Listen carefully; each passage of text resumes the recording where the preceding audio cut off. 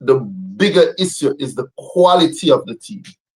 But aren't we eroding the quality of the team when we select a player with a batting average of 26, and in the last 10 test matches before he was dropped, had a batting average of less than 17, a bowling average that we can't speak of. Better give me the ball and ask me to bowl than to give him the ball and ask him to bowl. And you stick such a player into the team. Aren't you eroding the quality of your team? No, I'm not. Because the team is full of same 20-something average batters. No. Hold up. Who on the team is getting into the team while averaging 17? He was dropped for averaging 17 in his last 10 Hold on. Well, let me tell you, Chato, let me just remind you. In the last 2 seasons, in our first class season, there has been no batter more dominant than Roston Chase.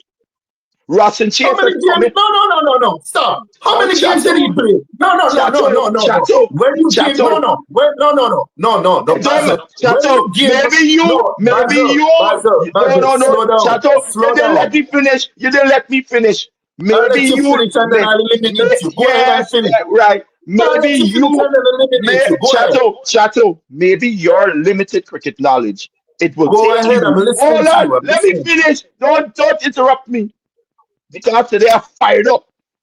With your limited cricket knowledge, you must got to see 10 games to see how Chase is dominant. If you had saw that inning in Trinidad, there was no batter in the entire tournament came close to him in making that first class bowling look like club bowling. That is what you want to see from an international player. He did the same thing again this year, right? I don't have to see more than one game. We had guys make six. We had guys. Let me finish. We had guys make 600 and 500 and how much runs, and when they go in the test match, they flopped. So I don't want to hear that. Chase could make the West Indies team with them 20-something average batters every day of the week. Okay. So in the last 3 seasons, Russell Chase has played a grand total of 3 first-class games. This year, he played 2 games, 3 innings, and last year he played 1 innings. He didn't play the season before that.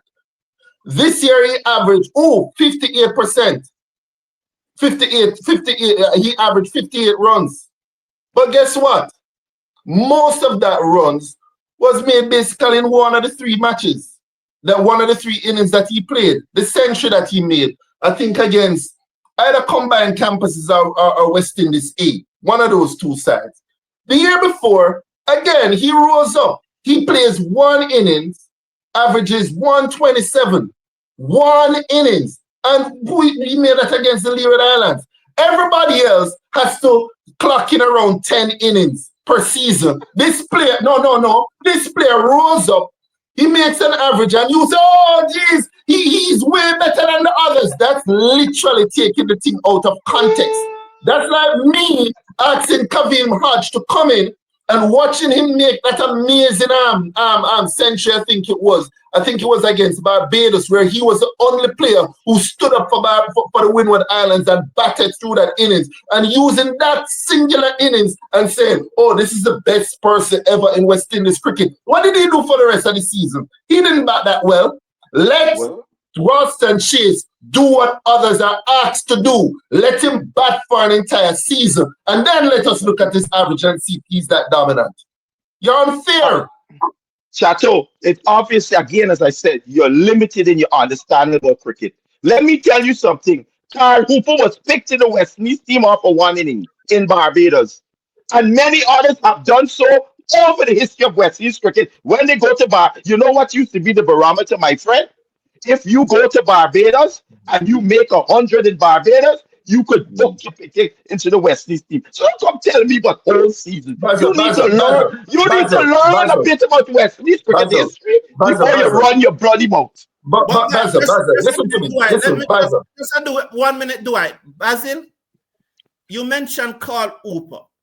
But that 100 that Carl Hooper made in Barbados was like the closing of a circle because he had done so well at the youth level for West Indies that everyone expected him to walk into the West Indies team. So he came into that match against Barbados with all of that expectation. So it was like a closing of a circle. It's not. I don't agree with that. No. West Indies, I don't know if you had followed West Indies cricket closely, you would know that when you came to Barbados as a batsman. Hold on, Basil. What are you saying? That you don't know if I followed West Indies cricket? No. These days, I am much older than you, you know.